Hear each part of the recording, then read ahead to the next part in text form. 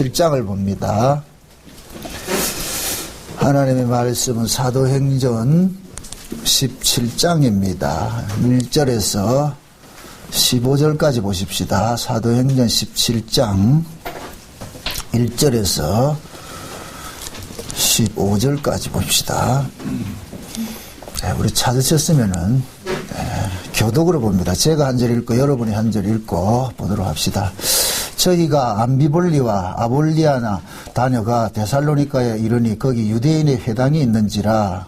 바울이 자리에 기르되어 저희에게로 들어가서 새 안식일에 성경을 가지고 방문하며 뜻을 풀어 그리스도가 해를 받고 죽은 자 가운데서 다시 살아나야 할 것을 증명하고 이르되 내가 너희에게 전하는 이 예수가 곧 그리스도라 하니 그 중에 어떤 사람고 경건한 헬라인의 큰 무리와 절절한 기분도 원함을 받고 바울과 실라를 쫓아 그러나 유대인들은 시기하여 저자의 어떤 괴악한 사람들을 데리고 때를 지어 성을 소동케 하여 야손의 집에 달려들어 저희를 백성에게 끌어내려고 찾았으나 알지 못하니 야손과 이들을 끌고 무차별 앞에 가서 소리질러 그러되 전화를 이렇게 하는 이 사람들이 누구이네. 야손이 드렸도다. 이 사람들이 다 가이사의 명을 거역하여 말하되 다른 임금 곧 예수라 하는 이가 있다 하더이다 하니 우리와 업장들이 이 말을 듣고 소망하여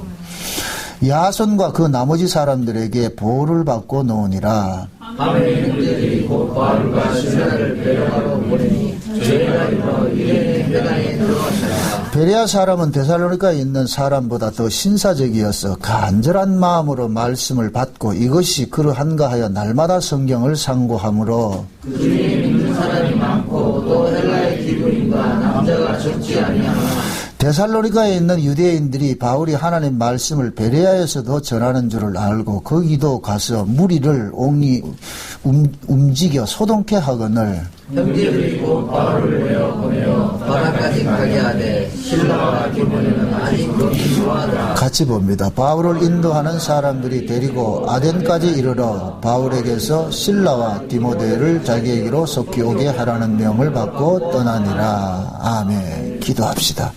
하나님, 복음이 증거되는 현장에서 환영하고 박수를 쳐주는 것이 아니라 도리어 시기하고 핍박하는 이러한 일들이 가는 곳마다 발생함을 저희들이 볼 수가 있습니다. 왜 복음이 증거되는 곳에서 이렇게 시기를 당해야 되고 또 핍박을 당해야 되는지, 이 복음 속에 담겨있는 내용이 도대체 어떤 것이길래 이런 일들이 일어나는지 이 시간 우리가 살펴보기를 원합니다. 하나님, 우리 역시 복음을 가진 자들일진데 우리 또한 이 세상으로부터 우리가 복음으로 인하여 어떤 대우를 받고 있는지 우리 스스로 과연 우리의 신앙이 올바른지 한번 스스로 달아보는 시간들이 될 수 있게 도와주시옵소서. 그리하여 오늘 이 본문 내용을 통하여서 바울이 당한 이 고난이 과연 바울에게만 그치는 것이 아니라 지금 우리에게도 그대로 전이되고 나타난다는 이 사실들을 깨닫고 앞으로 복음 때문에 당하는 아픔들이 있거들랑 놀라지 말고 당연히 당할 것 당한다 생각을 하고 그것을 기쁨으로써 이겨낼 수 있도록 도와주시옵소서. 말씀 가운데 주의 은혜가 보여지게 하시고 맛보아지는 복된 시간 되어지게 도와주옵시기를 원하옵고 그리스도 되신 예수님의 이름으로 기도합나이다. 아멘. 오늘 본문 보면은 바울이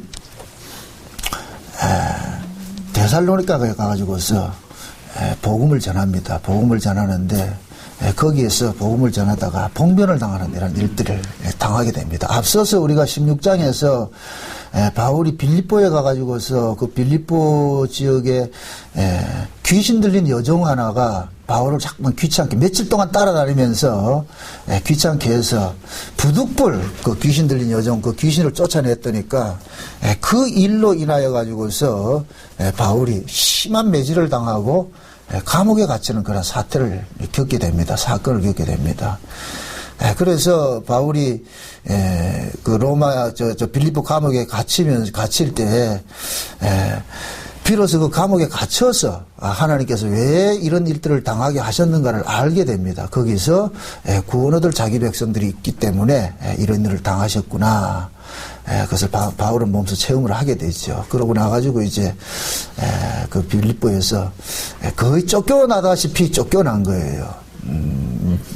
그 감옥에서 이제 나오면서 그 간수들한테 그런 얘기를 하잖아요. 내가 로마 시민권을 가지고 있는 사람인데 너희들이 로마 시민권자인 나를 우리가 재판도 안 하고 이렇게 매질을 했다는 것은 그걸 그 당시에는 죽을 죄라. 이게 관수들에게 이게 책임을 물으면 엄청난 죄를 당해야 되는데, 그럼에도 바울은 자기가 매를 맞기 전에 로마 시민권이라는 그 좋은 패를 쓰지 않는 것은 그 로마의 시민권이라는 것을 가지고서 어떤 복음이 주는 것을 가지고 면피하고 싶은 그런 생각이 없던 거죠. 그래서 우리가 신자들이 이 세상을 살아가면서 우리가 힘을 삼는 것은 복음으로만 힘을 삼아야지 복음 외적인 것을 가지고 힘을 삼으려면 안 된단 말이죠.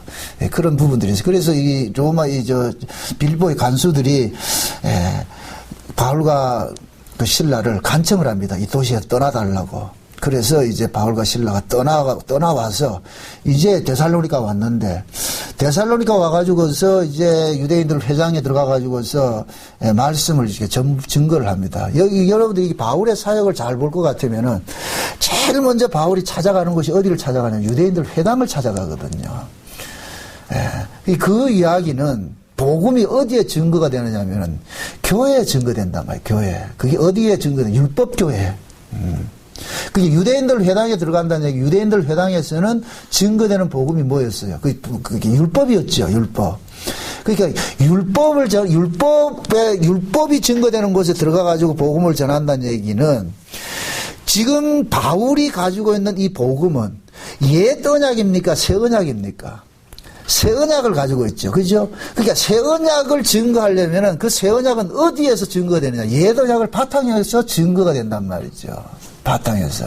그래서 바울이 일부러 유대인들 회당에 들어가는 거예요. 찾아가서. 그게 유대인들 회당이 그들이 가지고 있는 그 복음이 뭐냐? 옛 언약이랍니다. 옛 언약.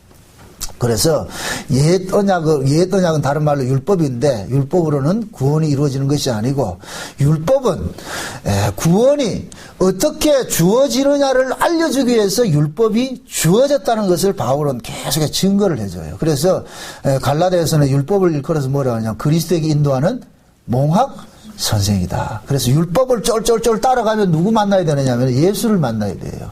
그러니까 지금 저와 여러분들이 예수를 믿는 사람이 율법을 지킨 사람이 되는 거예요. 율법을 지키는 자가 율법을 지키는 것이 아니고 예수 믿는 사람이 율법을 지키는 것이 되어버린단 말이에요. 왜 그러냐? 율법이 요구하는 것이 뭐예요? 예수 믿으라는 거거든요. 예수면. 그게 율법은 우리에게 항복을 요구하는 거거든요. 너희들은 이러해서 죄인이라는 것을 가르쳐서 우리로 하여금 항복을 하게 하고, 우리는 안 되는구나. 그럴 때 예수님께서 십자가에서 율법의 요구를 다 완성하셨다는 걸 깨닫게 만든다. 그러니까 바울이 가는 곳마다 그런 걸 전하는 거예요. 전하니까 오늘 본문에서 우리가 읽어서 잘 알겠지만은 바울을 항상 핍박하는 세력이 이방인이다, 유대인이다. 유대인이죠. 유대인이란 말이죠. 그게 유대인이라는 얘기는, 이 이야기는 바울의 요 시대만 일어난 것이 아니에요. 그래서 성경에 볼 것 같으면 항상 뭐냐면 한 집안 안에서 형제 싸움으로 나타나는 거예요. 형제 싸움으로. 아브라함 집안 안에서도 이삭과 이스마엘이 있었죠. 그죠? 그게 이스마엘은 뭐로 낳고, 육으로 낳고, 이삭은 뭐로 낳고, 영으로 낳고, 약속으로 낳고, 요걸 언약식으로 표현을 할 것 같으면은 이스마엘은 옛 언약에 속한 자가 되고 이삭은 새 언약에 속한 자가 되는 거예요. 그러니까 옛 언약에 속한 이스마엘이 누구를 좀 핍박을 해요?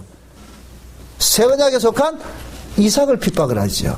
요 구조가 그대로 이삭의 집안으로 넘어올 것 같으면은 그 이삭의 집안 속에 리브가가 야곱과 에서를 잉태했을 때 하나님의 약속이 누구에게 주어집니까? 야곱에게 주어지죠. 야곱에게 주어지는데 그 야곱이 장자로 태어나요? 차자로 태어나요? 차자로 태어나죠. 그래서 구원 이야기는 뭐냐면은 차자가 장자 되는 사건이 구원 이야기거든요. 근데 에서가 장자로 태어났고 야곱은 차자로 태어났는데, 에서는 무엇을 추구하고 어떤 가치로 사느냐? 떡의 가치로 사는 사람으로 나타나고, 야곱은 말씀의 가치, 장자권을 쟁취한다는 거, 장자권을 이제 탐한다는 얘기는 말씀을 쫓아간다는 얘기예요. 그러니까 야곱은 뭐로 쫓아내냐? 말씀의 가치로 사는 사람으로 나타나는 거예요. 그러니까 두 부류죠. 떡의 가치로 사는 사람이 있고 말씀의 가치로 사는 사람이 있고. 그러니까 에서 같은 경우에는 옛 언약에 속한 사람 돼버리고 야곱은 새 언약에 속한 사람이 돼버리는 거예요. 이것이 그대로 또 야곱의 아들들에게 나타날 때는 어떻게 나타나느냐? 라헬의 소생과 레아의 소생으로 나타난다니까. 그게 레아는 뭐예요? 동생이다 언니다? 언니죠. 그게 언니의 소생으로 나타난 자들이 누구를 핍박하느냐? 라헬의 소생으로 나타난 자들을 핍박하는 거예요. 핍박한단 말이에요. 그래서 라헬이 자식을 생산을 하지 못하였는데 그 자식을 생산하지 못하는 그 사건 때문에 라헬이 야곱에게 막 따집니다. 아들 좀 낳아달라고. 왜 언니에게만 아들을 그렇게 낳아주고 왜 내인테는 아들을 안 낳아주냐 막 시기하고 막 그럽니다. 그러니까 야곱이 화를 냅니다. 내가 하나님이가 안 낳아주는 거 왜 너? 그래가지고서 야곱이 레아가 아들을 낳게 되는 그 사건을 볼 것 같으면 참 재미있는 사건이 뭐냐면은, 맥추 때 르우벤이 들에 나갔다가 뭐를 뜯어옵니까? 합한채를 뜯어오죠. 합한채를 뜯어온단 말이죠. 그래서 라헬이 그 합한채를 보고서 눈이 번쩍 띄는 거예요. 그래서 그 합한채를, 달라 그럽니다. 르우벤에게 달라 그러니까 르우벤이 하는 얘기가, 이거 우리 엄마 주려고 가져온 건데요. 그 우리 엄마한테 물어볼게요. 이렇게 해가지고 그러니까 라헬이 지 언니한테 그러는 거예요. 레아한테 언니 오늘 밤에 야곱이 내가 차지하는 시간인데 야곱하고 내가 오늘 잠자는 날 순번인데 오늘 내 거 양보하고 우리 신랑 언니한테 줄게. 나 합한채 주고. 그래서 라헬이 합한채를 신랑하고 바꿔버립니다. 그러면 자보세요. 라헬에게 있어서 야곱이라는 이 신랑은 백날 잠자리 해도 자식 낳아준다, 못 낳아준다? 못 낳아주는 남편이란 말이죠. 이게 옛 남편을 상징하는 거예요. 그런데 라헬이 합한채를 먹고 나가지고서 그러고 나가지고 잠자리를 하고 났는데 아들을 덜컥 낳게 되죠. 그가 누구였어요?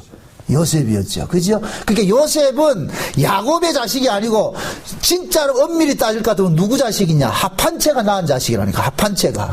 그래서 이 합한채 사건이 신약으로 오면은 어떤 사건으로 나타나느냐? 육체로 오신 예수님께서 제자들 3년 동안 가르쳐도 된다 안 된다? 거듭난다 안 된다? 안 되죠. 그런데 그 예수님께서 십자가에 죽으시고 부활하셔서 오순절 성령으로서 그들 속에 왔을 때 그 성령으로 오신 그 예수가 제자들로 하여금 거듭나게 하는 일들을 일어난단 말이죠. 그러니까 성령으로 오신 그 예수가 구약식으로 말할 것 같으면 뭐가 되느냐? 합한채가 되어버리는 거예요. 합한채가. 생소한가요? 라헬이 보세요. 자식 낳지 못하는 신랑은 언니 줘버리고 합한채 받았잖아요. 근데 합한채 먹고 뭘 낳았어요? 자식 낳았잖아요. 그러니까 합한채가 하나의 남편격이 되어버리는 거예요. 그래서 오순절 이게 오순절 성령 강림 이론해가지고 제자들에게 성령이 제자들에게 오신 것은 육체로 오신 예수가 온 거예요. 영으로 오신 예수가 온 거예요. 영으로 오신 예수가 왔죠. 그죠? 예. 그 예수가 옴으로 인해서 뭐가 되느냐? 새로운 사람으로 거듭나는 거예요. 새 아들이 나죠. 그게 요셉이라니까. 그게 성령의 강림으로서 오순절 성령 강림으로서 생겨난 자식들이 누구와 같으냐? 요셉과 같은 자식들이라니까. 요셉과. 그래서 성령 강림으로 태어난 그 초대교회 성도들이 누구의 운명과 같은 모습으로 사라지게 하느냐? 요셉과 같이 버려지는 운명으로 자꾸 사라지게 되는 거예요. 그래서 12제자는 전부가 뭐하냐? 이 땅에서 죽임당하는 모습으로 나타나는 거예요. 그게 12제자들이 죽은 그 자리에서 누가 또 생겨나는 거예요? 새로운 성도들이 또 생겨나죠. 그게 요셉도 마찬가지. 형제들이 요셉을 애국에 팔아버렸습니다. 구덩이에 던진 건 죽였다는 얘기예요. 죽였다는 얘기. 그게 요셉이 구덩이에 던져진 것은 죽은 것을 상징하고 구덩이에서 나온 것은 부활을 상징하는 거예요. 그러니까 부활한 그 요셉이 애굽의 총리가 돼가지고서 기근으로부터 다 죽어가는 자기 형제들을 어떻게 해요? 살려내죠. 뭐 감이 잡혀요. 그러니까 요셉 속에도 두 가지가 있는 거예요. 두 의미가 들어가 있다니까. 그러니까 그 구조가 그대로 신약에 와도 그대로 적용이 되는데, 그러니까 바울이 지금 뭡니까? 가는 곳마다 유대인들 회당에 들어가가지고서 복음을 증거하는데, 바울이 증거하는 복음이 무슨 복음이에요? 새 언약의 복음이죠. 새 언약의 복음. 그러니까 새 언약의 복음을 증거를 하니까 옛 언약 안에 있던 그 율법 안에 있던 자들이 뭐냐면은 그 말씀을 받아들이는 사람이 있고 받아들이지 않는 사람이 있어요. 오늘 본문 잘 보면은 참 재미있는 것이 16절 보세요. 16, 몇 절이에요? 16절인가? 몇 절이에요?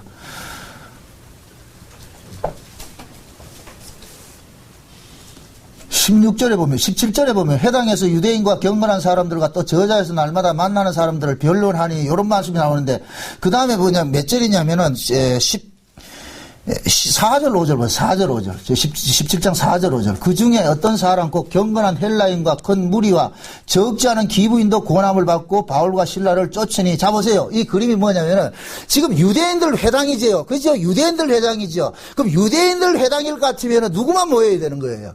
유대인들만 모여야 되는데 그 유대인들 회당에 누가 지금 들어와 있어요? 헬라인들이 들어와 있죠. 헬라인 기부인들이 들어와 있죠. 그럼 그 얘기는 결국은 뭐냐? 이 유대인들 이 회당은 하나의 상징적인 의미고 그 안에 지금 누가 있느냐? 이방인들이 있는 거예요. 이방인들이. 그러니까 이 유대인들 회당에 들어와 있는데 참 재밌는 것이 바울이 유대인 회당에 들어가서 복음을 전했는데 그 복음을 누가 듣느냐면은 이방인들이 듣는 거예요. 이방인들이. 도리어 유대인들은 뭐하고? 거부하고.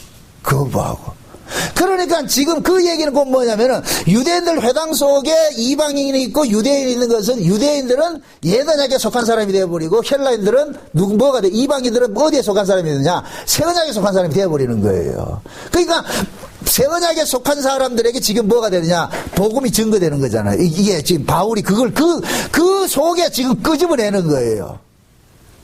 다시 설명합니다. 여러분 이해 잘 안 되는 것 같은데. 교회 안에 구원받을 자와 구원받지 못할 자가 있어요. 교회 안에는 반드시. 그 언약으로 난 사람이 있고 육으로 난 사람이 있단 말이죠. 그런데 그게 누군지를 몰라. 그러면은 그걸 어떻게 찾아내느냐? 복음 던져보면 찾아지는 거예요. 자, 예수님께서 이 땅에 오셨어요. 예수님께서 이 땅에 오셨는데 예수님이 이 땅에 오신 것은 자기 백성들과 자기 백성 아닌 자들이 있는데 자기 백성 찾으러 왔잖아요. 그죠? 근데 자기 백성과 자기 백성 아닌 자가 한 군데 모여 있는데 누가 자기 백성인지 누가 자기 백성 아닌지를 몰라. 그래서 예수님께서 가서 천국 복음을 이야기를 하면은 뭐 되느냐? 자기 백성들은 그 말씀을 알아먹고 듣고 자기 백성 아닌 자는 뭐 한다? 오히려 뭐 합니까? 그냥 안 듣는 것이 아니고 뭐 해요? 시기하고 비판하고 질투하죠. 그 구조가 지금 해당 속에 그대로 있는 거예요.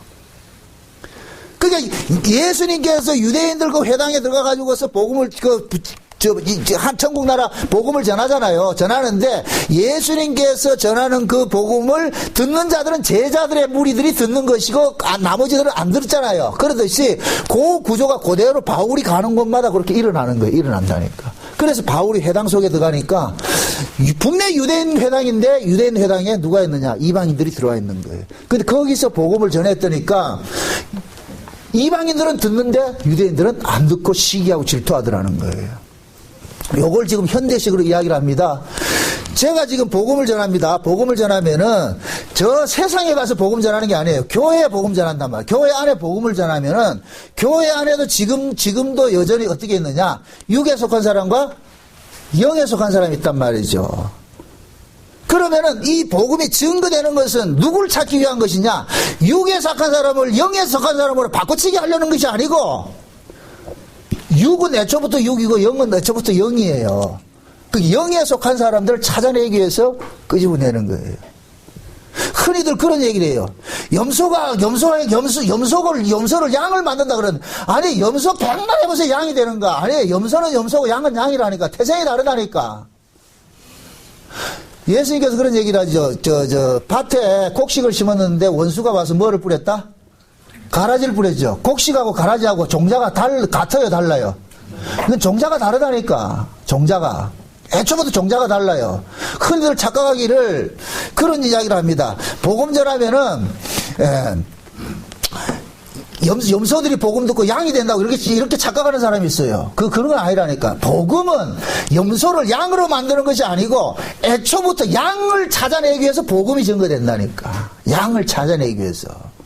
그래서 예수님께서 오셔가지고 복음을 전하면은 그 복음을 듣는 사람이 누구냐? 아, 창세로부터 예수님에게 속한 사람이구나. 그렇게 증명이 되는 거예요. 그래서 바울이 지금 가는 곳마다 지금 뭡니까? 복음을 전하는데 그 복음에 대해서 반대하는 세력들이 일어나는 거예요. 이것은 꼭 뭐냐? 복음 자체가 분리하는 일들이 일어났다. 복음이 분리한단 말이죠. 우리 생각에는 복음 전할 것 같으면 다 받아들이면 좋잖아요. 그런데 그건 우리 생각이 우리 희망사항이고 실제 복음이 더 증거되는 현장에는 그렇게 일어나잖아요. 꼭 이 갈라지듯이 형에 갈라지듯이 쫙 갈라져요. 편이 갈라진다니까. 편 갈라진다니까. 받아들이는 사람이 있고 안 받아들이는 사람이 있고. 묻습니다. 유대인들이 왜 이게 바울이 복음 전하는 걸 시기할까요? 왜 그래 시기할까요? 이것은 복음 속에 유대인들의 신앙을 부정하는 요소가 들어가 있기 때문에 그렇단 말이죠. 만약에 예수님께서 유대인들을 바리새인들의 신앙을 긍정해 줬을 것 같으면 예수님 죽는다 안 죽는다? 안 죽어요. 예수님께서 바리새인들의 그 신앙이 틀렸다고 이야기하니까 싫어하는 거예요. 그래서 복음은 누구에게 배척당하느냐 하면은 예수를 잘 믿는다고 하는 사람들한테 배척당한다니까. 그들의 신앙이 뭐냐면 유대인들의 신앙은 뭐냐면은 자기들의 가능성으로서 나오는 신앙이잖아요. 자기들이 의를 만들어낼 수가 있다. 그렇게 하는데 예수님께서 오셔가지고 그 자체를 부정을 시키니까 그게 뭐냐면 불타고 나는 거예요. 사람은 자기 신앙이 부정당하면은 화를 내게 돼 있어요. 그저께 어떤 분이 저한테 글을 하나 이렇게 보냈는데 그 글 속의 내용을 볼 것 같으면은 자기 남편도 마귀 새끼고 딸도 마귀 새끼고 이제는 아들까지 합세해가지고서 마귀가 돼가지고 자기를 막 핍박을 한다고 막 이렇게 글을 써놔서 제가 그 글을 이렇게 읽으면서 가슴이 아픈 거예요. 자칭 이분은 복음 안다고 하는 사람이라니까. 응? 근데 그 이야기를 하면서 그러면서 뭐냐면은 귀신 쫓아내는 목사 사이트를 하나 알려주면서 내보고 검증을 좀 해달라는 거예요. 맞는지 안 맞는지. 내가 그래서 하도 어이가 없어가지고서 그래서 내가 그랬거든. 내가 코멘트할 사항이 아닙니다. 신앙이라는 것은 하나님 예수님과 나와의 만남에서 이루어지는 것인데 만남이 없는 사람에게 내가 아무리 설명을 한들 그걸 되겠느냐. 내가 설명을 해가지고 알아질 것 같으면은 다 그렇게 해서 예수 믿어지죠. 근데 예수는 목사가 설명해도 알아질 것이 아니잖아요. 그래서 내가 짧게 설명을 했더니까 딱 답변을 딱 하기를 뭐하냐. 차갑네요. 자기 편 안 들어준다는 거예요.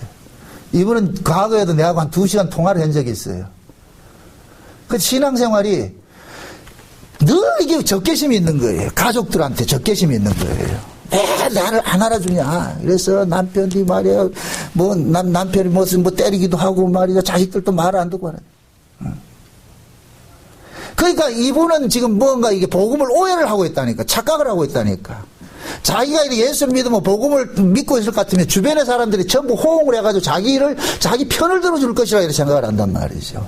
그리고 제가 가장 안타까운 것이 뭐냐면은 이분이 복음을 지식으로 알고 있다는 것을 제가 보여지는 것이 뭐냐면은 복음이 지식이기 때문에 모든 문제를 타자로 돌리는 거예요. 자기에게 문제가 있다 생각 안 하는 거예요. 진짜 복음을 아는 사람은 내 문제구나.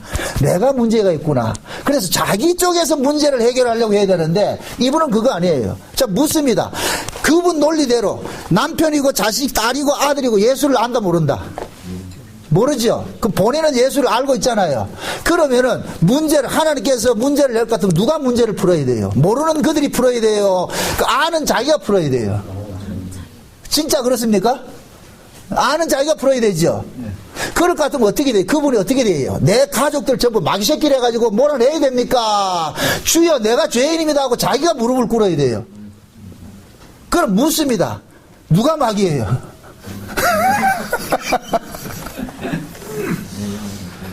그게 싫은 거예요. 바른 소리 해주면은 탁 반발합니다. 차갑군요. 그래서 아주 비꼬는 얘기로, 목사님은 따뜻합니까? 그래서 내가 차갑게 들려졌다 할 것 같으면 죄송합니다. 내가 또 죄송하다고 또 미안하다고 내가 그 답신을 해줬는데, 그래서 그걸 보면서 오늘 이 설교를 이렇게 하라고 그러는가, 그런 것들도 만들어 주시더라고요. 그래서, 아, 참, 사람들은 다 나름대로 자기는 복음 알고 있는데, 그러니까 그 복음을 전부 자기 치장하는 용도로 이용하라는 거예요. 복음 자체가 나를 죽이는 것으로 다가오는 그걸 모르는 거예요. 그게 진짜 복음을 알 것 같으면은, 남편이 그 자식들한테 미안하다, 내가 잘못했다, 응? 어떤 그런 모습으로 나아가야죠. 오히려 그들을 마귀새끼로 몰아넣을 것이 아니라. 그러니까 그런 모습이 뭐냐면은 복음을 지식으로 자꾸만 이렇게 가지고 있으니까 그런 일들이 나타나는 거예요. 복음이 자기 안에서 이렇게 삶으로, 능력으로, 생명으로 이렇게 세포 속속들이 복음이 이렇게 안 되니까 문제를 자꾸만 타자에게 돌려가지고서 그러는 거예요. 나는 괜찮은데 네가 문제다. 지금 유대인들이 그러는 거예요. 유대인들이 바울이 복음 전하면은 시기하는 이유가 다른 거 없어요. 자기들이 신앙을 망하냐 부정하는 거예요. 부정당하니까 이게 싫은 거예요. 자기들의 신앙이 부정당하면은 그때부터는 뭐가 되느냐, 그 사람에 대한 적개심이 발동이 된다니까. 여러분들이 진짜 이걸 잘 아셔야 돼요. 그 사람이 복음을 진짜 자기 삶으로서, 생명으로서 가지고 있는 사람인지 아니면 지식으로 가지고 있는 사람인지 이걸 잘 분별할 수 있는 방법, 내 팁을 하나 알려드릴게요. 복음을 지식으로 가지고 있을 것 같으면 복음 전하는 사람 항상 경쟁자로 봅니다. 경쟁자로. 그래서 내보다 저 사람이 복음 잘 전하면 시기심이 발동하는 거예요. 시기심이 발동해서 어떻게 하냐, 그 사람 자꾸 뭐 합니까? 그 사람을 뭐 폄훼를 하고 말이죠. 자꾸만 부정적인 이야기를 하는 거예요. 그 사람에 대해서 부정적인 이야기를 한다는 얘기는 그만큼 그 사람이 자기 안에 뭐가 있는 거예요. 자기 안에 자유를 못 누리고 있다는 얘기예요. 그러니까 자꾸 보니까 상대적으로 핍박하는 그런 일들을 하게 되는 거예요. 그러나 복음을 자기 생명으로서 가지고 있는 사람들은 절대 복음 전하는 사람을 경쟁자로 보지 않고 동력자로 봐요. 동력자로. 그 동력자로 보기 때문에 그런 사람들 비판하고 하는 것이 아니라 같이 뭡니까? 협조하고 같이 가는 식으로 나타난다니까. 지금 혹시 말이죠, 여러분들 스스로 우리가 성도들끼리 모여가지고 어떻게 대화를 하고 이렇게 하다가 보면은 나와 다른 사람을 자꾸만 잘라내고 이렇게 하는 것들은 그거 조심해야 된다니까. 그 사람이 나와 같은 그런 일들을, 교회 안에도 마찬가지잖아요. 어떤 사람은 신앙의 경륜이 사도 바울식으로 말할 것 같으면 채소 먹는 사람이 있고 어떤 사람은 고기 먹는 사람이 있고 있을 수가 있는데, 고기를 먹는다는 사람은 채소를 먹는 과정을 겪고 온 사람이잖아요. 채소를 먹는 것을 겪고 온 사람일 것 같으면은, 내가 고기 먹는 실력을 가지고 있을 것 같으면은 채소만 먹고 있는 사람을 나무랄 것이 아니라 그 과정도 지나가는 과정이라고 이해를 하고서 그냥 기다리고 받아줄 수 있어야지. 너 왜 채소만 먹어? 이거 먹어야 된다 이럴 것 같으면 안 된단 말이죠. 우리는 언제부터 처음서부터 복음 알았는가요? 쟤 늘 그러는 거예요. 응? 누가 복음 가지고서 모르는 사람들 이렇게 잠깐만 그 사람 정죄하고 비판할 때, 야, 이 사람은 우리도 거기에 있다가 우리가 부름을 받았지 않느냐. 우리도 그런 과정에 있다 부름 받았는데 왜 지금 그걸 잊어버리고 그 개구리 올체이스를 잊어버리고 내가 말이야 잘 됐다고만 생각하냐. 기다려라. 이해하고 기다려라. 저 처음 복음 알고 나가지고 굉장히 이걸 가지고서 칼로 쓸 때가 많았어요. 법으로. 다 비판하고. 근데 그것이 하나님 앞에 엄청난 책망을 듣고서 이게 아니었구나, 그걸 깨닫고 나서, 아, 이게 아니었구나. 그래서 제가 만들어낸 용어가 뭐냐. 빨리 영적 사춘기는 빨리 지나가는 게 좋다. 인간이 자라면서 사람이 커가면서 사춘기는 반드시 겪게 돼 있어요. 이것은 반드시 겪게 돼 있다니까. 영적인 것도 마찬가지예요. 영적인 것들도 이건 생명의 자람이란 말이에요. 생명의. 우리가 예수를 알아가는 것은 점차적으로 알아가는 것이지 한꺼번에 확 알아지는 것이 아니에요. 조금씩 알아져 간다니까. 그렇게 요게 생명의 자란 것 같다니까. 그 생명의 자람이라는 것은 반드시 우리가 아이를 키우면 사춘기 시절이 반드시 겪듯이, 어떤 아이들은 사춘기 시절 오래 가는 애가 어떤 애가 빨리 지나가는 애들도 있고 그러듯이 영적인 사춘기 시절이 있다니까. 이 영적인 사춘기 시절 때는 뭐가 되느냐, 모든 것이 뭐냐, 사춘기 때 우리가 보는 이 시각이 어때요? 전부 뭐예요? 긍정적이다, 부정적이다? 부정적이죠. 우리 신앙도 그럴 때가 있다니까. 그 시기를 빨리 지나가요. 근데 제가 이제 나무라는 건 뭐냐면 복음을 알면서 오래되고 자칭 안다고 하는 사람들이 그럴 때는 나무라는 거예요. 그게 아니다. 기다려라. 좀 기다려봐라. 응? 지금 아니라도 지나고는 또 알게 해주겠지. 나와 다르다고 해가지고 그걸 잘라내는 것이 아니에요. 그게 아니라니까. 그게 복음이 가지고 있는 것이 아니라니까.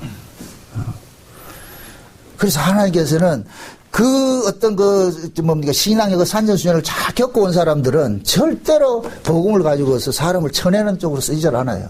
근데 그런 과정이 없고 책에서 공부해가지고서 알아진 사람들은 뭐가 되느냐? 법이 집행되는 거예요. 복음 자체가 뭐가 되냐? 양날 가진 뭐가 되느냐? 칼이 돼버리는 거예요.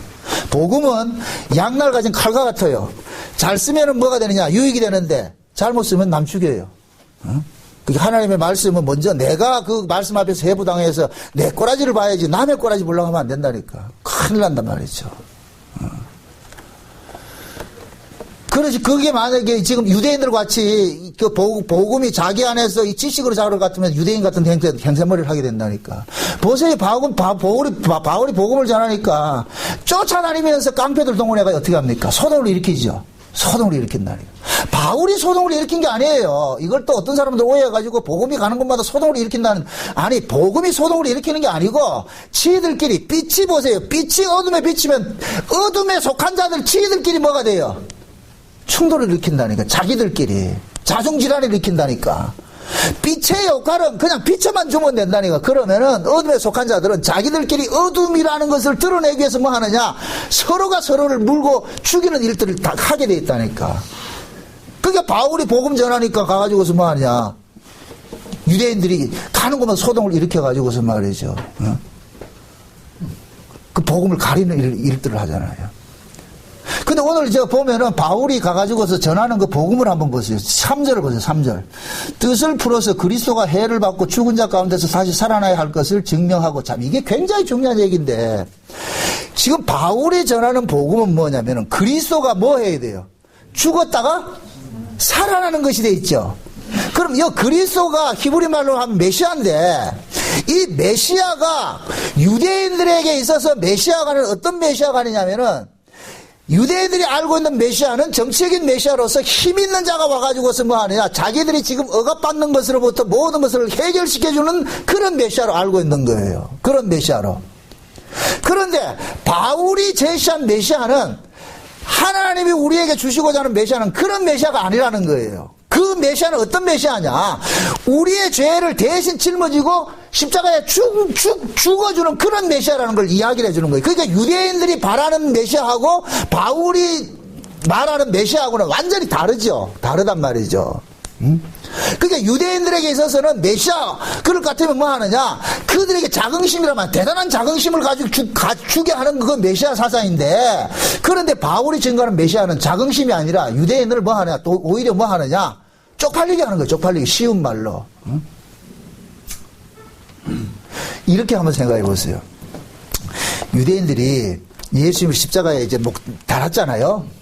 그 십자가에 달릴 때 예수님께서 그 십자가를 탁 박차고 내려와가지고서 말이죠. 내 칼을 받아라! 이렇게 했을 것 같으면은 아마 유대인들이 전부 예수 다 믿었을 거예요. 아마. 전부 다. 그런데 예수님께서는 거기서 힘없이 돌아가셨다니까. 힘없이. 아무 소리 못하고 돌아가셨다니까. 유대인들 입장에서는 얼마나 수치스럽겠어요. 그런데 빌라도가 뭐라 그러냐. 예수님의 그 십자가에 이 패를 쓸 때 무슨 패를 썼어요? 유대인의 왕이라 그러죠. 그러니까 유대인들은 뭐라 그래요? 우리는 저런 왕 필요 없다 그러잖아. 그러니까 유대인들이 바라는 왕은 어떤 왕이에요? 저렇게 힘없이 십자가에 달려 죽는 왕이 아니라는 거예요. 그런 왕이 아니고 로마를 힘으로 무너뜨리는 그런 왕이 우리 유대인의 왕이지. 그래서 유대인들은 무엇을 이야기를 하느냐면은 그 로마의 그 실제적인 권한을 가지고 있는 가이사 같은 왕을 기다리는 거예요. 가이사 같은 왕을. 그래서 유대인들은 가이사가 우리의 왕이라 그랬다니까. 가이사가. 그러니까 유대인들이 가이사가 우리의 왕이라 이 얘기는 자기들이 바라는 왕은 로마 황제와 같이 힘 있는 그런 왕을 원하는 거예요. 그런데 예수님께서는 힘 있는 왕이 아니라 힘없고 별 볼 일 없는 그런 모습으로 왕이라 그러니까 유대인들은 그게 수치스러운 거예요. 그래서 예수는 우리 왕이 아니다. 우리 왕이 아니다. 그런데 지금 바울은 와가지고서 그 그리스도가, 그 예수가, 그리스도가 십자가에 죽으시고, 그분이 우리의 메시아라고 이야기를 하니까 유대인들은 펄쩍 뛰는 거예요. 펄쩍 뛴다니까. 그래가지고 이 유대인들이 그 바울과 신라를 고발을 하기를 어떤 식으로 고발하느냐, 몇 절이냐면은, 자 보세요. 7절에 보세요. 7절에 보면은, 야손이 드렸던, 이 야손이라는 사람이 회당장인데, 이 사람이 뭐냐면 자기 집에 영접을 했다는 얘기예요. 야손이 드렸다 이 얘기는 자기 집으로 영접을 했다는 얘기예요. 영접을 했는데, 가서 보니까 이 사람들이 다 가이사의 명을 거역하여 말하되 다른 임금 곧 예수라는 이가 있다 하더이다 하죠. 그죠? 자, 여기를 보세요. 지금 바울이, 유대인들이 지금 표현하는 거예요. 유대인들이 표현을 하는데, 유대인들이 바울의 이야기를 가만히 들어보니까 바울이 지금 어떤 임금을 이야기를 하고 있어. 어떤 임금을 전하고 있다니까. 어떤 임금을. 근데 그 임금이 어떤 임금이에요?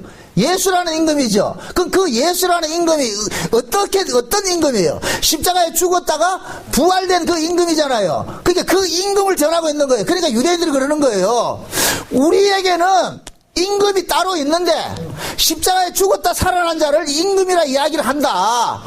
그러니까 이 당시에 그 당시에 이 뭐 사회적인 배경은 뭐냐면은 모든 나라들이 가이사를 왕으로 인정을 하고 있는 그런 때인데, 그러니까 유대인들은 뭐 하느냐, 그것을 시비를 거는 거예요. 저 바울과 신라들은, 저 복음 전하는 예수애들은 예수가 왕이라 그런다. 예수가 왕이라 그런다. 예수가 주라 그런다. 그러니까 자기들은 그건 뭐냐, 이걸 인정 못 하겠다는 거예요. 그 당시에는 인사가 뭐냐, 우리가 만날 것 같으면은, 우리는 지금 저 만나면 안녕하세요 이렇게 이야기를 하잖아요. 과거에 우리 식민지 시절에, 일제 식민지 시절에 일본 놈들이 우리에게 가르친 그 인사가 뭐냐면 천황폐하 만세 하잖아요. 그런데 예수님 요 당시에는 로마가 모든 세계를 지배하고 있을 때 그 로마의 왕이 누구였어요? 황제가 누구였어요? 황제가 뭐였어요? 신이었죠. 그래서 사람마다 만날 때마다 가이사가 주십니다. 이게 인사라니까. 가이사가 주십니다. 이렇게 인사를 하면은 상대방에서 그러합니다. 우리가 가이사의 은혜로 살고 있습니다. 그러니까 뭡니까? 요한계시록에 볼 것 같으면 아시아 7개 쭉 나올 때 보면은 그게 그 아시아 7교에서 교회의 그 모습이 전부 뭐냐면 그 시대적인 그 상황들을 보여주고 있는데, 그 시대 상황이고 뭐냐, 인간들이 사람들이 가이사를 주라고 고백하지 않으면 살 수 없는 그런 시대가 되어버린 거예요. 예? 그러니까 그런 그 사회적인 환경이 있는데, 바울이 가가지고서 가이사가 주가 아니고 누가 주고다? 예수님이 주라고 그러니까 얼마나 이 걸기 좋은 거예요. 에?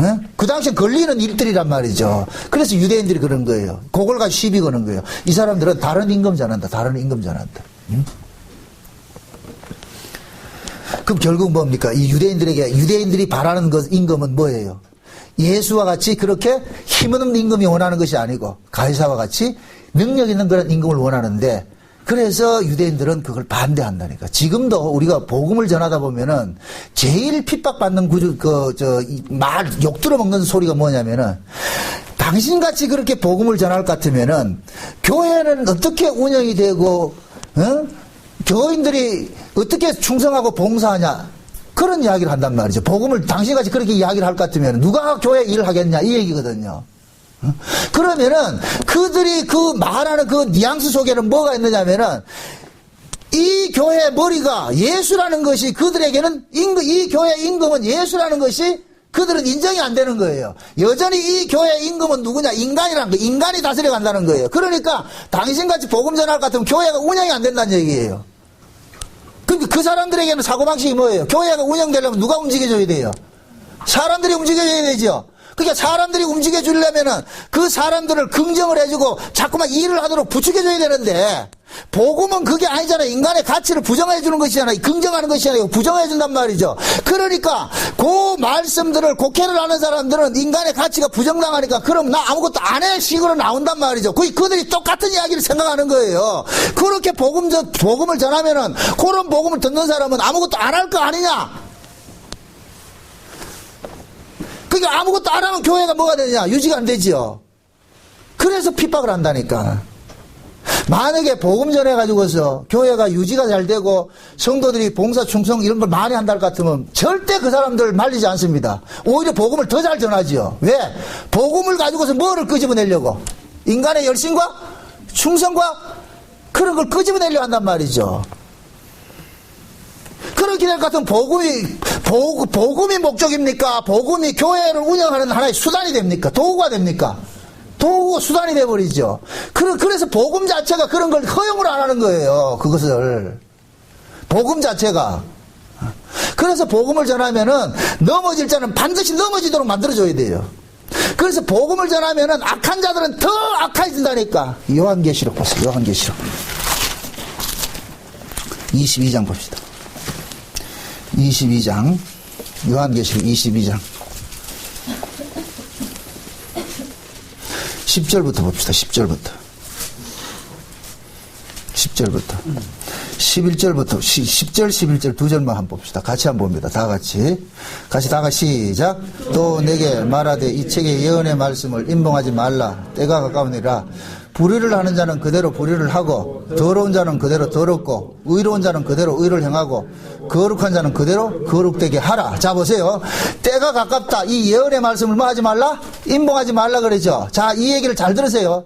말씀이 증거가 되면, 복음이 증거되면은 그 복음에 합당한 자는 거룩에 속한 사람은 더욱더 거룩으로 나아가고, 불의한 자는 복음에 합당치 않는다는 그 복음을 가지고서 뭐 하냐? 불의한 쪽으로 나타나는 거예요.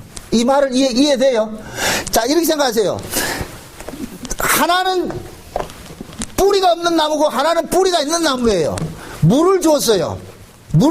그러면은 뿌리가 있는 나무와 뿌리 없는 나무는 극단적인 현상이 드러나겠죠. 그죠?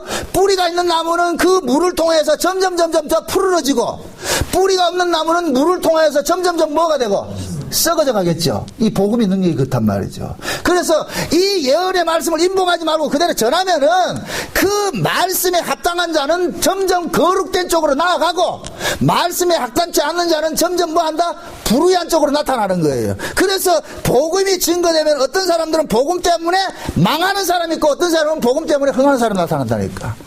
이해되죠? 이거는 지금 이 시대 우리 주변에 수없이 볼 수가 있어요. 수없이 볼 수가 있다니까. 복음 안다고 하면서 점점 패역해지는 사람이 있어요. 이건 뭐냐? 복음에 합당치 않는 사람, 하나님께서 그런 사람을 복음에 합당치 않는 자라는 것을 드러내기 위해서 점점 더 불의해지게 만든다니까. 불의해지게 드러낸다니까. 그러나 복음에 합당한 사람은 그 복음으로서 점점 어떻게 하느냐? 그리스도께 가까이 나아가지요. 그 얘기 이게. 그래서 복음은 반드시 뭐 하냐? 참과 거짓을 걸러내는 일들을 하는데, 그 일이 지금 바울이 복음 전하는 그 사역 속에서 계속해서 나타나는 거예요. 계속해서. 그래서 바울의 사도행전 역사를 볼 것 같으면은 바울을 끝까지 괴롭힌 자들이 누구냐면 유대인들이에요. 유대인들. 그 초대교회도 계속 초대교회를 핍박한 사람들은 누구냐? 유대인들이라니까. 유대인들이 가는 곳마다 핍박하는 거예요. 왜 그러냐? 그 유대인들은 복음이 떨어지면 그 복음 때문에 유대인들은 점점 악한 자로 드러나는 거예요. 그래서 하나님께서 일부러 그 복음을 가지고서 악한 자는 더 악해지도록 좀 만들어버린다니까. 그게 여러분들 주변에 혹시 복음 안다고 하면서 옛날보다 더 악한 사람이 일어나거들라. 하나님께서 저 사람은 복음을 가지고서 그 사람의 본질이 악에 속한 자라는 걸 드러내는 일들을 하고 있구나, 이렇게 보시라고. 그런 사람은 경계하시라고. 사도 바울은 늘 그래요. 누구든지 내가 전한 이 편지에 속하지 않는 사람들은 그들을 멀리하라 그럽니까? 가까이 하라 그럽니까? 멀리하라 그러는 거예요. 사귀지 말라 그런다니까. 응? 누가 복음 안다고 해서 그걸 따르지 말고, 그 복음이 그 사람의 무슨 열매를 맺느냐 보란 말이죠. 어떤 삶을 드러내느냐 보란 말이죠. 만약에 복음 아는 것을 가지고 매 비판하고 정죄하고 말이요, 자기만 혼자 옳다 그러고 남 다 틀렸다 같으면은 그건 경계하세요. 그건 복음 자체가 그 사람에게 합당치 않기 때문에 그 사람은 그 복음을 가지고 뭐냐? 칼로리 하는 거예요. 칼로리 하는 거. 사람 죽이는 칼로리 하는 거예요. 그러나 복음이 합당한 사람은 그렇게 하지 않아요. 반대 현상이 나타나죠. 그래서 사도행전 역사가 그걸 극명하게 보여주는 거예요. 바울이 가서 예수를 전하는데 그 예수를 전할 때마다 뭐냐? 받아들이는 사람이 있고 시기하는 사람이 있는 거예요. 그래서 오늘 본문에 헬라에 있는 그 귀부인들은 그 바울의 말을 듣고, 근데 유대인들은 시기가 충천해가지고 바울을 죽이려고 잡아들잖아요. 죽이려고. 그럼 이런 양극단의 현상이 사도행전에만 있었느냐? 그 당시에만 있었느냐? 아니요. 지금도 일어나고 있다니까. 여러분 보세요. 이 성경의 말씀이 진리인 걸 믿으십니까? 어느 시대고 이 말씀이 진리인 걸 믿어요? 그러면 이 성경에 있는 이야기가 지금 이 역사 속에 지금 현재 이 시대에도 일어날까요? 안 일어날까요? 일어나죠. 초대교회에 영지주의가 있었으면 지금도 영지주의가 있는 거예요. 초대교회 율법주의가 있었으면 지금도 율법주의가 있다니까. 초대교회 복음 때문에 핍박당한 사람이 있으면 지금도 복음 때문에 핍박당하는 사람이 있다니까. 여러분들이 어디에 있느냐 한번 스스로 한번 확인해 보란 말이죠. 하나님은 항상 그 구조를 끌고 간다니까. 계속해서 아담 이후에 이 역사 세계는 한 영역 아래에 있어요. 마귀라는 그 영역 아래에 있기 때문에 하나도 다르지 않다니까. 아담 시대나 지금 시대나 똑같아요. 2000년 시대나 지금 시대나 똑같다니까. 영적 상황은 똑같다니까. 그러니까 복음이 증거되면은 초대교회 그 복음 증거되는 그 현장 속에서 일어났던 그 일들이 지금도 그대로 역사 속에서 반복해서 일어난다니까. 반복해서 똑같이 모양을 달리해서. 그래서 제가 지금 싸우는 게 그래요. 자칭 복음 안다는 사람이 그 복음 아는 것을 가지고서 도리어 복음을 가리는 일들을 하기 때문에 그들과 내가 싸우고 있다니까. 그게 아니라고. 악이라고. 제가 지금 욕을 엄청 들어먹어요. 세상에 나는 희한한 소리를 다 듣고 있어. 내가 이렇게 이야기를 이렇게 들어보면은 날 욕하는 사람들은 나를 우리 마누라보다 그 사람이 나를 더 잘 알더라니까. 어떻게 그렇게 잘하는지 몰라. 상대방을 핍박을 하려면 그 사람을 막 포장해서, 한국 사람들은 그렇잖아요. 이게 어떻게 볼 것 같으면은 정치인들이 그런 수법을 잘 쓰잖아요. 일단은 뭡니까? 모함을 딱 해놔놓고, 그러면은 사람들은 첫 번째 듣는 그것을 진리로 받아들인다니까. 그 다음에 아무리 해명해도 안 통한다니까. 그런 짓을 하고 있어요. 누구에게 욕을 해보세요. 저 사람 틀렸다. 그러면은 사람들은 좀 그렇게 인식하는 거예요. 그게 진짜 그런 걸 당한다고 해가지고 같이 싸울 수는 없잖아요. 싸울 수는. 당해야죠. 왜? 그런 일들도 누가 발생시켰다? 하나님 발생시켰다. 그래서 저는 그러는 거예요. 그런 일들이 당할 것 같으면은 참 성경이 한치도 틀리지 않고 지금 그대로 지금 이 현대 속에서 그대로 일어나는구나. 감사가 나오죠. 응? 그게 보인다니까. 응? 항상 여러분들이 성경을 보면서 이것을 남의 이야기를 보지 말고 이 성경 이야기가 2000년 전에 써진 이야기지만은 지금 현재도 영원한 진리로서 지금 이 회자가 된다할 것 같으면은 이 성경에 일어났던 일들이 지금 우리 주변에서도 반드시 일어나줘야 돼요. 반드시. 물론 내 주변에서부터 먼저 일어나줘야 된다니까. 그래서 진짜 복음을 받으면 하나님께서 내가 받은 그 복음이 진짜인지 가짜인지 그냥 던져보는 거예요. 그러면은 드러나 버린다니까. 쫙 드러나 버려요. 하나는 복음을 가지고서, 가짜들은 복음을 가지고서 뭐하고 자기 치장하는 쪽으로 가버리고, 한쪽은 복음 때문에 복음이 담고 있는 그 내용 때문에 뭐하냐, 고난 쪽으로, 고난 받는 쪽으로 가는 거예요. 다 간다니까. 이 양쪽으로 쫙 갈라지지. 응? 그래서 마지막 땐 그러는 거예요. 이 책을 임봉하지 말아라. 예언의 말씀이 악한 자는 더 악해질 것이고 거룩한 자는 더 거룩된 쪽으로 갈 것이다. 복음에 합당한 사람은 복음에 합당한 것대로 계속 복음이 가지고 있는 것 같이 핍박당하는 구조로 갈 것이고, 반대로 아닌 사람은 계속 그걸 가지고 뭐 한다, 핍박하는 쪽으로 가겠죠. 하나님은 약속으로 난 후손들에게는 꿈을 주세요. 마치 요셉이 채색옷을 합한채를 먹고서 태어난 그 요셉에게 아버지가 너는 저 형제들하고 다른 형제라는 것으로 뭐를 드러냅니까? 다른 옷을 입혀주죠. 그죠? 그 형제들은 레아가 낳고 그 레아의 여종들이 낳았던 그런 종들의 자식들에게는 광목 쪼가리 하나 이렇게 입혀주는데 요셉의 합판채를 먹고 난 요셉에게는 색동저고리를 입혀놓는단 말이에요. 색동저고리를. 근데 요셉은 그 색동저고리 입었으니까 좋은 줄 알았죠. 그 색동저고리가 결국에는 죽어야 되는 옷인 줄 요셉은 모르는 거예요. 그러니까 요셉도 처음에는 나 색동저고리 입고, 그런데 색동저고리를 입은 그에게 하나님께서 요셉에게 뭐를 줍니까? 꿈을 주죠. 근데 꿈을 주었다니까 이 요셉은 자기도 모르고 말이죠. 그 철딱선이 없이 꿈 얘기하다가 형제들한테 미움받아가 쫓겨나잖아요. 왜 색동저고리 그 무지개 색깔 그 채색 옷을 입히냐 말이죠. 이 얘기는 요셉을 하나님께서 노아 홍수가 일어나고 난 다음에 흠없는 재물이 죽어서 부정한 재물들이 살아나는 그런 것 같이 노아 언약을 지금 요셉에게 지금 뭐 합니까? 실제 구체적으로 실현을 시키겠다는 얘기예요. 요셉아, 네가 뭐 하는 자냐? 노아 언약에 흠없는 재물이 죽어가지고 부정한 자들을 살려낸 것 같이 너가 죽어서 네 형제들을 살려내야 된다는 그걸 보여주는 것이 채색옷이라니까. 요셉은 그것도 모르고 입고는 좋아했죠. 아이고 나는 채색옷 입었다, 색동저고리 입었다. 색동저고리 있는 순간 뭐가 오느냐? 핍박이 오는 거예요. 여러분들도 마찬가지고 우리가 복음을 받아들이는 순간 그 복음이 내 것이 되면은 우리는 이 질그리 속에 뭐가 있다? 보화를 담고 있어요. 보화를 담고 있기 때문에 뭐가 덤비느냐? 매 강도들, 깡패들이 동원해가 이걸 뺏으려고 그런다는 거예요. 요걸 요즘식으로 아주 가장 쉽게 설명하면은 여자들이 얼굴이 예쁘면 가만둔다 안 둔다? 예쁜 여자들 가만 안 두잖아요. 그런데 얼굴이 박지성이 같으면은 찝쩍거린다 안 찝쩍거린다.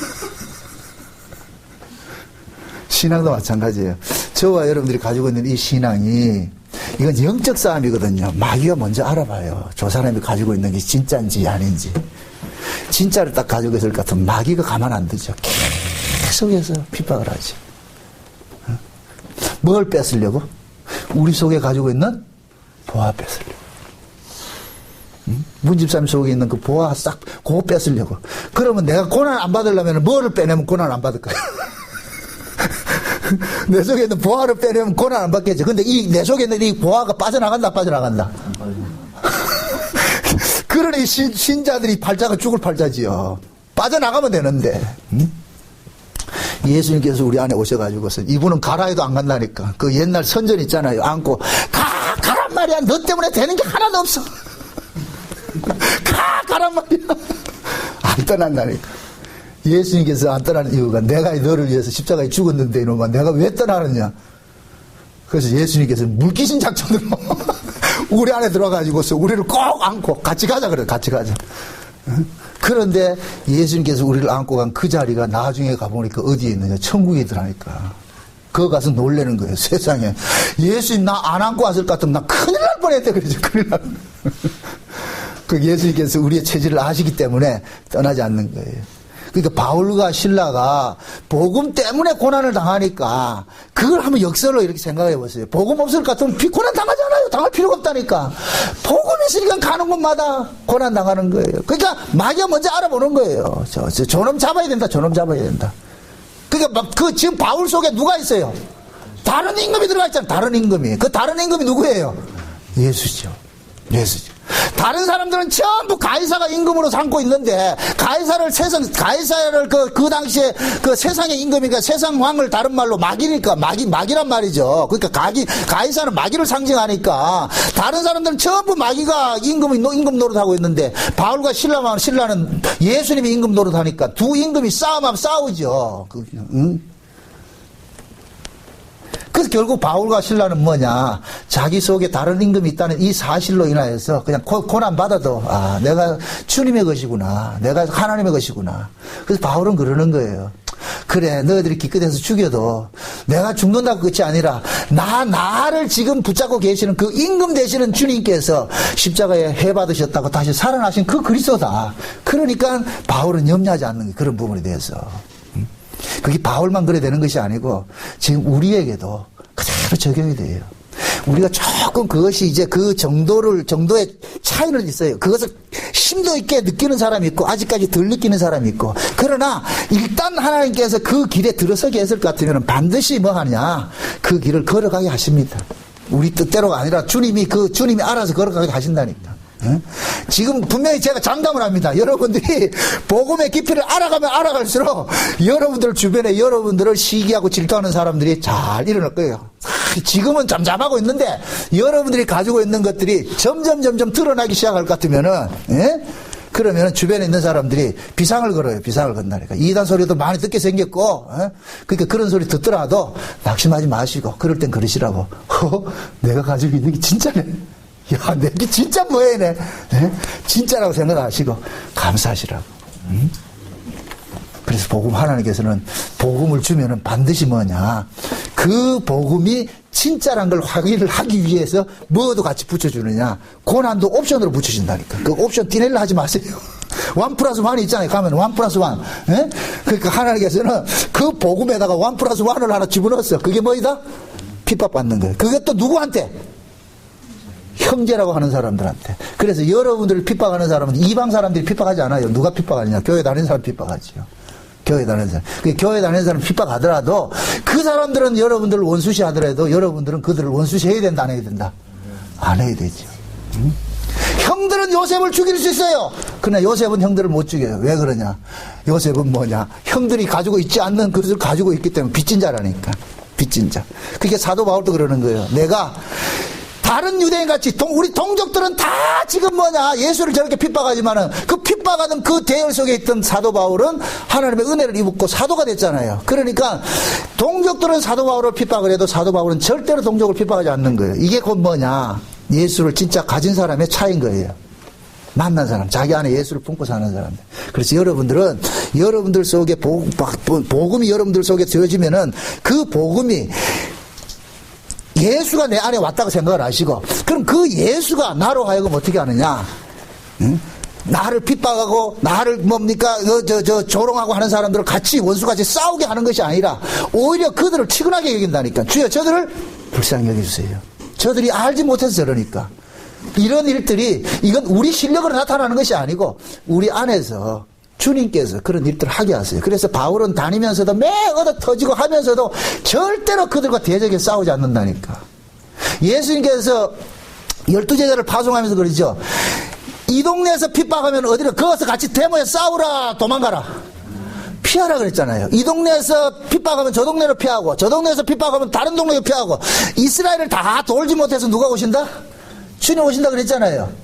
예, 그러듯이, 예, 저와 여러분들이 우리 복음 때문에 누가 핍박하고 이럴 것 같으면 맞짱 싸우려 하지 마세요. 그 싸워봐야 이긴데 뭐 하겠어요. 그 싸우지 마시고, 누가 뭐라 그럴 것 같으면, 아이고, 미안합니다. 예? 마지막으로 비유 하나만 하치고 마칠게요. 눈뜬 사람하고, 소경하고 둘이 부딪히면 누가 사과해야 된다?